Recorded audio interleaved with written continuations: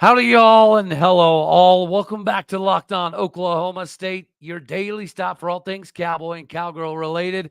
You might be getting tired of seeing my face again. So, we're going to go live and we're going to bring on a guest. We got to get used to this live thing. Right around the corner, we got a special guest. You are Locked On Oklahoma State, your daily podcast on the Oklahoma State Cowboys, part of the Locked On Podcast Network. Your team every day.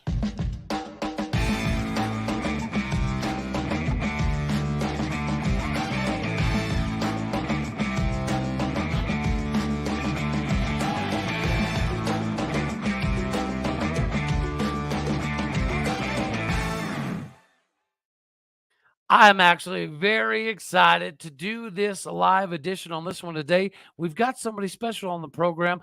We've tried, me and him, to do something previously. I ended up having some kind of technical difficulties, so I'm very happy to bring him on this go round. It's live. You thought you were only going to have to look at my face once today, but I'm back with Reagan Harris from Markcast. My dude. Sup, people? I am much better than when we tried the first time around here. A much lighter and happier mood, and I think that's the truth for pretty much everyone listening. Well, winning, ironically enough, does in fact solve most things, right? You know, it kind of helps. But as we're seeing the emergence of Ollie Gordon, we're seeing this offensive line not only come together, but legitimately start to kind of carve out a nice little role for themselves. And the first question we got to ask that we need to dive into, I think, would be, do you have concerns about the defense other than just your typically visible concerns, or do you think we're still okay here, buddy? Well, it depends on who we play. I think from a run standpoint, team's done a lot better at stopping the big plays on the ground. There's obviously issues in the secondary that are really, really glaring. Primarily just blown coverages, missing assignments. I'm not sure how that's still happening this late into the year. But I said the other day that if we were able to limit some of the big plays, it could be a really elite defense. They have the key players to be that. Colin Oliver starting to really break out into what he was in his freshman year, and then Kendall Daniels had a slow start, and now he's one or two plays, and now he's got his confidence back. So I think there's a lot of potential there with the defense, and for the most part, I'm not super worried because it seems like you look at the first half scoring versus the second half scoring, and they're totally different defenses. They seem to really figure it out late in the game, which is exciting. Well, I'll say this. For as much heat as Derek Mason took at times last year, I would say he was probably the only coordinator on staff that you could visibly see was making a difference in the adjustment game. Bryan Nardo's made some adjustments. If you look back at just the KU game, granted, they were fourth quarter adjustments in the last 7 minutes of the game, but they were adjustments nonetheless. And those adjustments led to Colin Oliver, being back to that old pin his ears back and go get him style of guy, which helped us kind of seal up the victory. And then he also batted down a ball there at the end. The buy-in from the defensive side of the ball hasn't been an issue all year. The linebackers got a lot of praise from West Virginia head coach Neil Brown coming into the game, and luckily they showed up. Dude, Nick Martin, goodness gracious. As Gundy said, you don't want to start mentioning Malcolm Rodriguez just quite yet, but 17 tackles. This is 2 games now in the last 3 that the dude has 17 tackles. He's on a mission. He's a madman. You just mentioned Kendall Daniels. Pretty reminiscent of Colin Oliver, really, right? As far as just taking a little bit of time to get his wings, underneath him. Dustin J. No, it's just me in this one that I know of. All right. But yeah, I'm kind of with you in regards to the defense, primarily because of the play of the linebackers. Neil Brown was very, very appreciative of what the linebackers could offer, and they showed up and they delivered. The safety position was likely the deepest position of all coming into the season. You're seeing KD get a little banged up. Obviously, we lost Lyric Rawls a little bit earlier on in the season. And Ty Williams' first play out there. And guys, I think Ty Williams is a pretty good ball player, right? But his first play out when Kendall Daniels got hurt, they took a shot deep. Cam Epps almost got his fingertips on it, but not quite. I think Cam Epps is an NFL caliber guy. Obviously, Kendall Daniels is, Colin Oliver is as well. But when you look at some of the injuries that are starting to pop up now at the safety position, do you think that the linebacker play is good enough to keep kind of masking some of that? Or are you expecting a little bit more out of the corners, or what are you thinking there? It's very reminiscent to, I think, the 2018, 2019 teams where you had a lot of young talent all across the field and a couple of seniority guys holding the ship down. Reminds me, young Trace Ford looking really good, that type of thing. And Yeah. we won't talk about that now, but I think it's very similar in the sense that you've got some amazing linebackers, which is funny because I'm coming into the year. I may even talk to you about this, that my biggest concern on defense was the linebackers. I had no idea what that was going to look like. I was like, okay, we got Kendall Daniels on the outside. We've got Colin Oliver, on the defensive line. Never had any concern about the D-line. Thought they were going to be elite. And there you go. They have been. In fact, there's only 3 of them down, and they're getting to the quarterback almost more than anyone in the Big 12 is a huge testament. And so, to me, I think the linebackers' defensive line, amazing. Question is, how can those defensive backs develop? Because you're going to be playing in Oklahoma soon, who has an incredible wide receiver core. Granted, they're thinning with injuries, but they're still elite. And then if you somehow manage to get to the Big 12 championship, which I can't even believe that's a word coming out of my mouth after how the season started, you're talking about a possible Texas. And how's that going to work? Well, I think the best example is Kansas, who I think has the most explosive offense in the conference, and how them and UCF. So the way you were able to manage them late in the game and fix your coverages and adjust and be just good enough to get past the line, I think is really impressive. But those blown coverages have to stop because Oklahoma isn't going to allow enough for your offense to be able to overcome those challenges. So I think the main thing is secondary has to improve. I think other than that, though, that there's a lot to be excited about, especially in a first-year defensive coordinator that has players like this buying in like this. And over the season, you've seen that progression of, I guess the term would be giving a crap and going for it and giving your effort. Because I felt like early on the tackles were lackadaisical, the coverages were lackadaisical. Don't see that anymore. I think that's been the biggest difference. Well, part of that has got to be tackling in practice. Like, I know you got to ride that fine line, right, of trying to make sure that you don't overindulge in the injury department. But at the same time, the cause and effect of that is you can't tackle anybody, as we saw for the first few games of the season. So going back to tackling, I do think that this is a good learning moment for everybody on staff, that you've got to ride that line, but you also have to be physical. And you mentioned OU, you mentioned Bedlam. So I will say, their linebackers are phenomenal. But shout out to Nick Martin on passing, OU linebacker Danny Stutzman, as number 1 in the Big 12. Wow. Yeah, it's really Nick impressive. Martin's come out of nowhere, man. He's on track for 75, 80 tackles. Hello? We didn't even see him play much last year, let alone have 70, 80 tackles. That's a breakout he's about season. To be on track for 100 tackles. If he keeps it up, yeah, and that's really impressive. And I feel like, Nardo's been able to lean on him more and more as the season's gone on. And I remember, especially in the Arizona State game, I asked myself, I was like, I wonder why. I don't think I tweeted about this, but I asked myself, I wonder why we're not leaning on Nick Martin to be the pass rusher more. I don't know why we're not bringing him as the 4th guy more often. It felt like he created the most pressure and he was able to get to the edge the fastest. Right. And Benson was better at dropping back into coverage. And it seems like that's kind of what we've shifted to. And it's seen a significant amount more success than what we had started the season with. And so, dude, I'm genuine when I say this. I'm not just being a homer, but I'm genuine when I say this defense in two years, Nardo has something really working there. And you can say whatever you will about Gundy. His number 1 quality, some people say scouting. For me, it's hiring coordinators. He's just so good at it. No matter what, it seems like he just nails it on the head, with this exception of Casey Dunn because it's his friend or whatever. But outside of Casey Dunn, I mean, he's been very successful. I agree. And you mentioned Kendall Daniels, kind of coming into his own. You also mentioned Xavier Benson. He had a whale of a day. Like I definitely, give him a hard time occasionally for some of the things in coverage. But I was impressed with Xavier Benson. I've been impressed with him. I was a big believer in Justin Wright coming in and being that, kind of cog in the machine that would help the linebackers adjust. But it's been Nick Martin. And Justin Wright, obviously the injury bug, it does happen, right? It sucks. But speaking of the injury bug, we've got a couple guys that are down.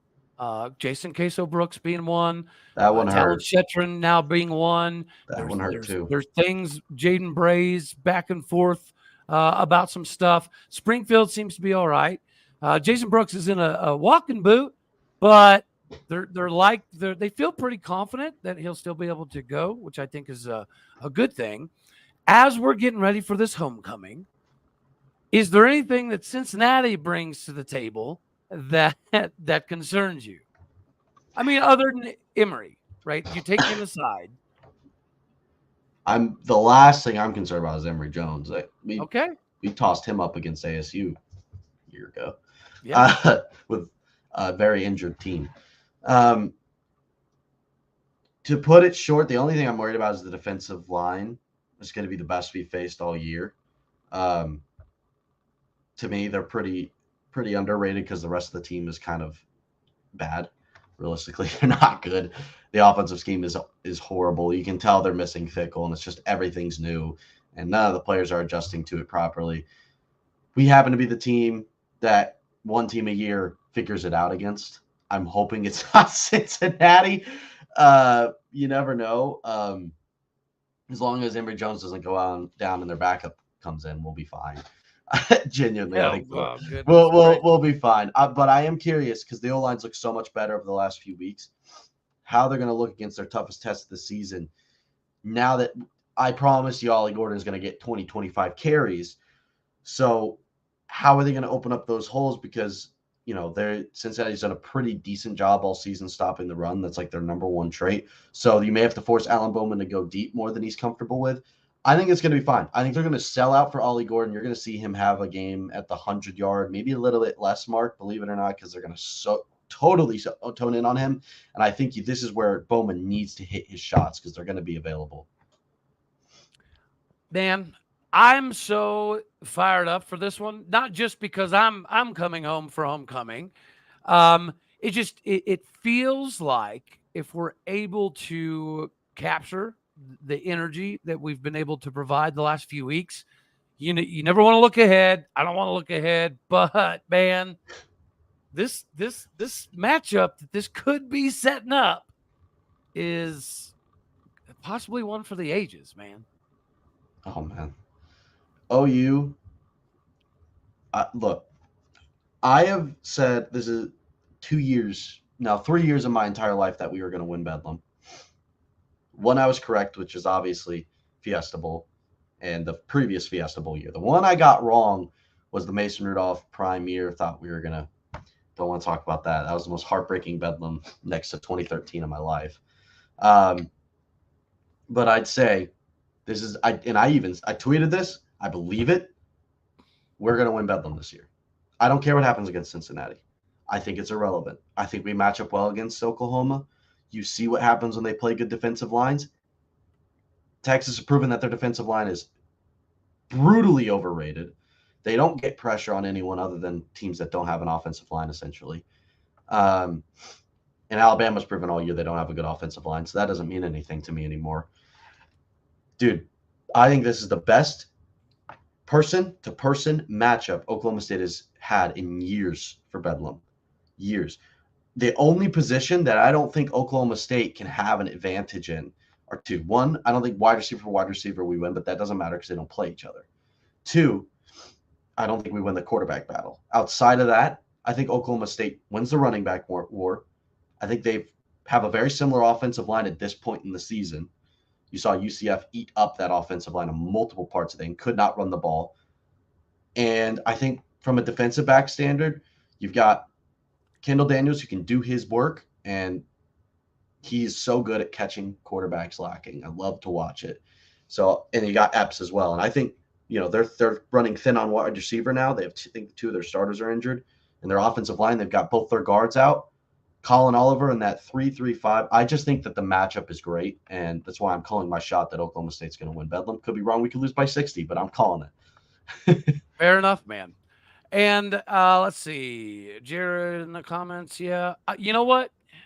I agree, but at the same time, Queso is our best pulling guard. He just is, right? Maybe it's just because his lateral quickness. I don't know exactly what makes him the best, but he's really good at it. Dalton Cooper moving to left tackle instantaneously made us better. Yeah, Yes. and the irony there is, I think I've shared the story. I had some people in his camp, kind of break down for me how many games and years he's played left tackle, and now you're seeing it, man. You're absolutely seeing what Dalton Cooper could provide. He's short up the left side. He wasn't the same on the right side. I like Queso. Birmingham's having a really, really, really good, reemergence now that he's back at guard. Who'd have thought that Joe Maholsky would continue to keep grading pretty good the last couple of weeks now? And Taylor Matirko only got a snap or two, but we know what role he could potentially provide. How do we beat the Gundy curse? There's no answer, just to do it, man. I've got an answer for you. I don't know if you want to hear it though. Well, I don't know if I do either, but fire away. Fire Casey Dunn. There you go. There's your solution, folks, to all of our problem. Kidding. No, the real solution is win the football game. It's not a curse. Win the football game. Gundy hasn't beat OU because they've been the better team for a decade. They've had more talent than Oklahoma State. In years where we've had the talent advantage, I think he's maybe lost two then. In 2011, he won. Shouldn't have won with this. Oh, gosh, can't remember what year it was. Tyreek Hill. What was 2014? that? 2014. Thank you. And then 21, you won. Those are, in my opinion, those are the 3 years where you've had the talent advantage. That's it. Maybe 2013 you should have won. I'll give you that. But I don't really think it's a curse. I don't know, man. You keep blowing by last year. Last year was OU's worst football team I've seen since Jeff Blake. That's, in my opinion, we know why that happened. But I think in simple terms, I call it the Casey Dunn masterclass that game. That was the worst offensive scheme I've ever seen in my entire life. I've never seen a team go out there being more confused as to who was doing what in my life. Spencer Sanders practiced one thing, receivers practiced the other, and so he's throwing it one way and the receivers are going the other, and he's like, well, whatever at this point, I'm just going to chuck it deep. So that's pretty much how that game went, and it was great. Love how defense did not let them score out in 3 quarters and you lose a football game. That just shouldn't happen. But hey, what are you going to do? Speaking of that one, yeah, that's I don't know. That's slightly perplexing, but it is what it is, man. It depends on how deep the rabbit hole you want to go, sir. That's pretty much the answer there. And the football enjoyer asked earlier if I was going to be at Bedlam. Yes. Yeah. So I should be in town for at least 2 weeks. Very probable I'll end up going to the Houston game as well. So I'm just gonna make this a nice little personal vacation trip. All right, man. So I like to leave some time to mess around with some of the comments here at the end. What are you thinking about the fact that Oklahoma State University has a legitimate, viable Heisman candidate? Not just the we want this to be thing. It is statistically possible. I know that we might be a little late in the game this year, but as I've said previously, we need to start building this Heisman hype train for Ollie right now, even if it means for next year, because he ain't going nowhere. The offensive line may be providing what the blueprint, right, that Charlie Dickey needs in Stillwater to make this daggone thing work. I've got a guy. I have a meeting on Thursday. I'm having some shirts made, Ollie for Heisman shirts made. Pretty pumped up about that. So make sure that you guys follow along on Twitter, the real Twitter, not the fake Twitter people. And I'll That's keep you crazy, updated dude. on those Ollie shirts as they start coming in. But just go ahead, man. Give us your skinny on just how amazingly invigorating it is that this is a legitimate conversation that we now get to have. Man, dude. Uh, this is one of my favorite Oklahoma State seasons of all time. At this point, if we finish 8-4, Like what? I'll tell you why. Okay.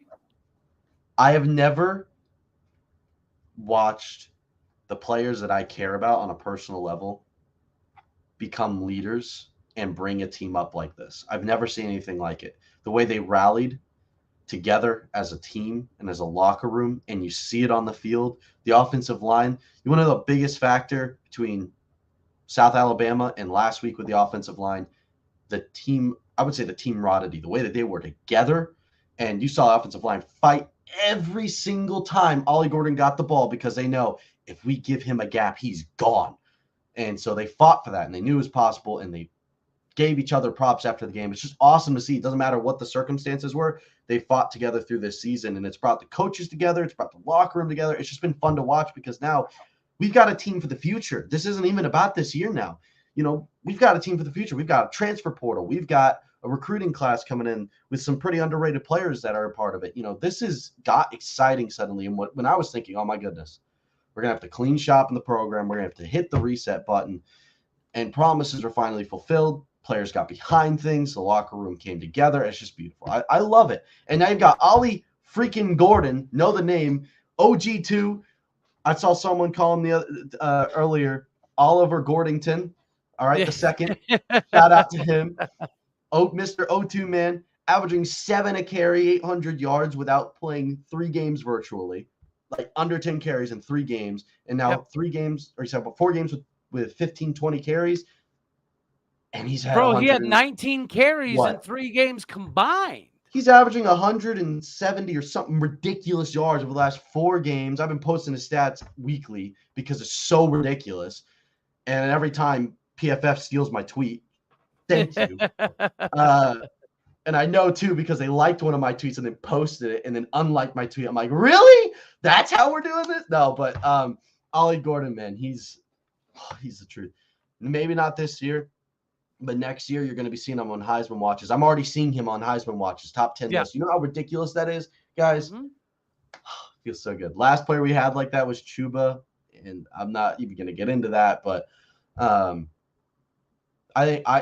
it's funny. I don't know if you remember this, Cody, but halftime I said something to the extent of he's the best running back we've had since Barry Sanders, and I got attacked. They're like, oh, Kendall Hunter, Chuba Hubbard, Joseph Randall. I'm like, sure. I'm not saying right now, like at this moment, but he will be. This kid is the truth. And as soon as the 4th quarter hit, 0 replies because it was like, oh, okay. 150 yards and 4 touchdowns in a quarter. You have to be special to do that. That doesn't happen by accident, especially when you now have 4 games over 100 yards and multiple touchdowns. This kid's incredible. Can't say enough about him. Dude. OU fans, they're going to be watching. They're going to be paying attention. And I've seen a couple things with Ollie. Guys, so here's the deal with Ollie. Oh gosh, that article today. We got to talk Ollie about was gonna, if Ollie's, if Ollie was gonna leave, it would have been this summer when places like Texas were offering damn near $250,000. You know what I mean? And there was some people, in his camp close to him that thought maybe he should reevaluate his stance on coming back to O State and staying at O State. So if he's going to do all of that, right, for this year, there's no way that he's going to leave after this year. And I have seen this. I was actually going to I have seen this.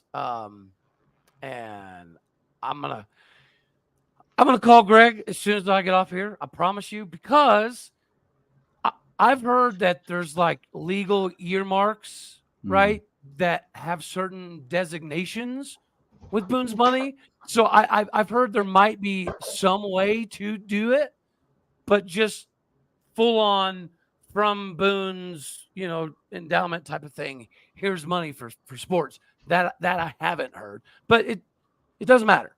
The NIL is better now than it was last year, and we were able to pay Spencer Sanders $460-something thousand. So if anybody thinks that we can't come up with $500,000 for Ollie flipping Gordon, who legitimately has Oklahoma State University on the verge of having somebody on the Heisman conversation, yeah, he's going to be fine. And again, Ollie's not doing it for the money. If it was for the money, he'd have left in the summer. Yeah. Ollie's here to chase the grace. He wants to be a Barry. He wants to be a Thurman. He wants to be a Chuba and a Jalen and a Terry and a Fenimore. He wants that. So it's not about paper chasing with him, thankfully. Yeah, I'm going to back Cody up on that 100%. I got told by a person that knows all the players' salary for NIL, and I'm telling you now, he's fine. He's going to be fine. He's going to be fine. Do you understand the 600 with a purpose, which is the plan that they had for a little bit, where first X amount of people to donate, I think it was, what was it, $83.33 a month or $1,000 a year, would get special shirts and stuff like that. Do you know how much NIL that raised? It would blow your mind. Okay.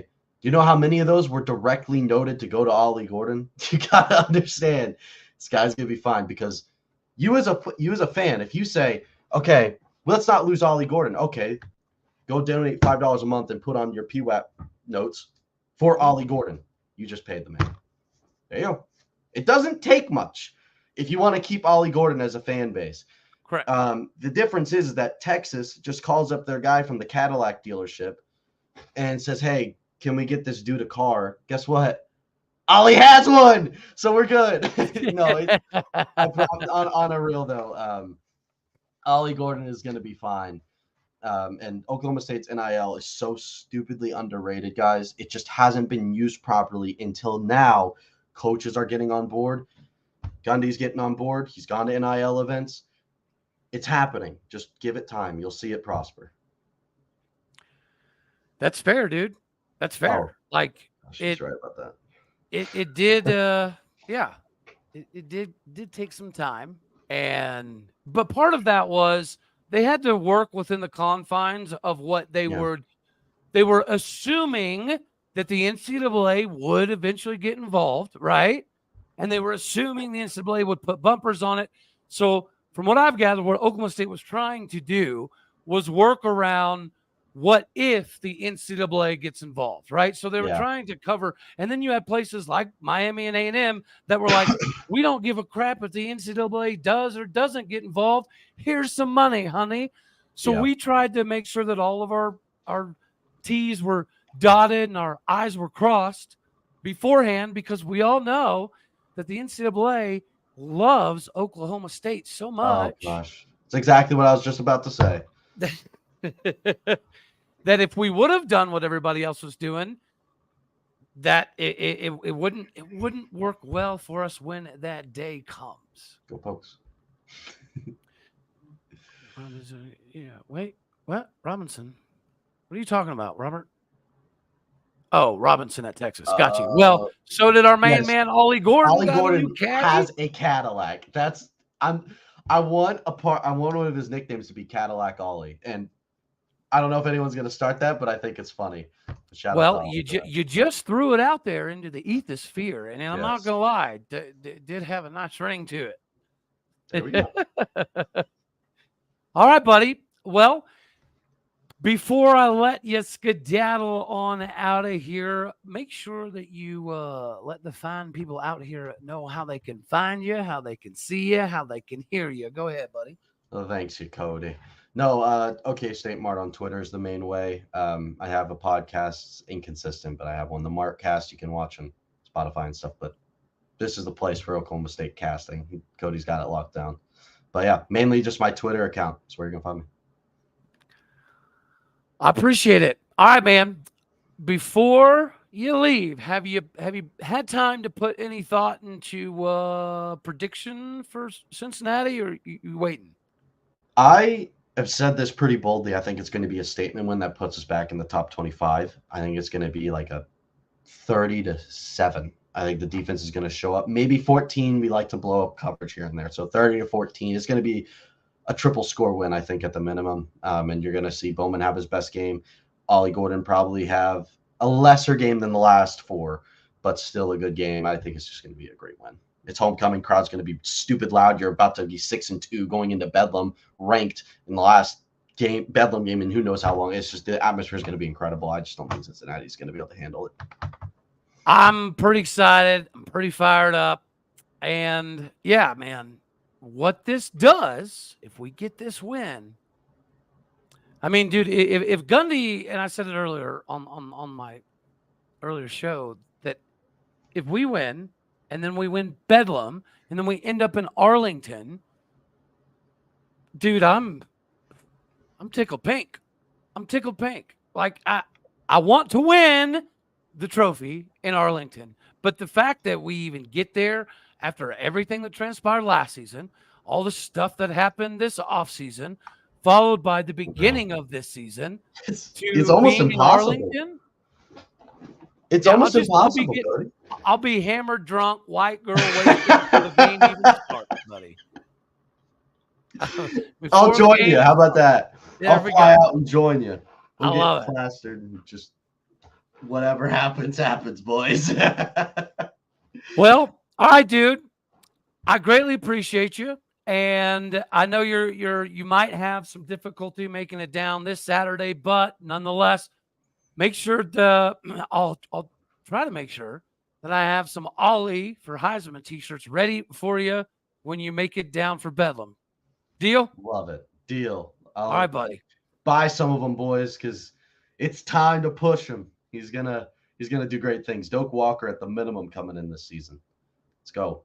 Well, the Big 12 awards should continue to rack in. Call it the Ollie Gordon Award for the rest of the season, boys. Well, and it's like, people have got to stop him. It's like, yeah, you do. And also good luck. It's like, dude, I hate watching Texas, but I won't lie. I tuned in just to watch Bijan Robinson. He's so good. Like, you know what I mean? And it's just like you knew what they were going to do, but it's Bijan Robinson. So good luck stopping it. And most people couldn't. We, luckily, were one of those teams that kept finding ways to do it. Yep. But yeah, man, I see a little bit of Bijan and Ollie. I like that comparison a lot. I think that's actually one of the better comparisons I've heard. Stop with the Barry. He doesn't run like him. Nah. But I think Bijan's pretty good. The Keith Toston was fair until Ollie Gordon's showcased this jump cut that is rare for somebody the size of a linebacker. Freaky, man. Freaky. He's like, yeah, it's quick. It's not accidental. It's smooth. Yep. He's such a smooth runner. Ollie to Bijan. What do you mean don't compare Ollie to Bijan? Come on, Steven. Well, you know what? Actually, hey, Steven's good people, but he's an OU fan. You're going to get to watch firsthand that Ollie is very comparable to Bijan. That's why we can both agree with this. That's why this Heisman train's getting started. All right. Sir. All right, buddy. I'm going to get off here. I need to do the best that I can to try to save a little bit of a voice for Stillwater. Good luck. Yeah, I know. All right, buddy. Oh, Adrian Peterson. That'll make Steven even happier. That's a good comparison, though, in terms of how they run. It is. I have bad news. Is he Adrian Peterson? No, probably not, but he can run. He runs similarly. I'll take it just because it'll fire Steven up before we skedaddle on out of here. All righty, buddy. I appreciate you. Everybody out there, you know the drill. God bless. Go Pokes. I'll see y'all tomorrow. And most of you, feel free to hit me up when I'm making my trip down to Stillwater. All righty, y'all. Later, taters.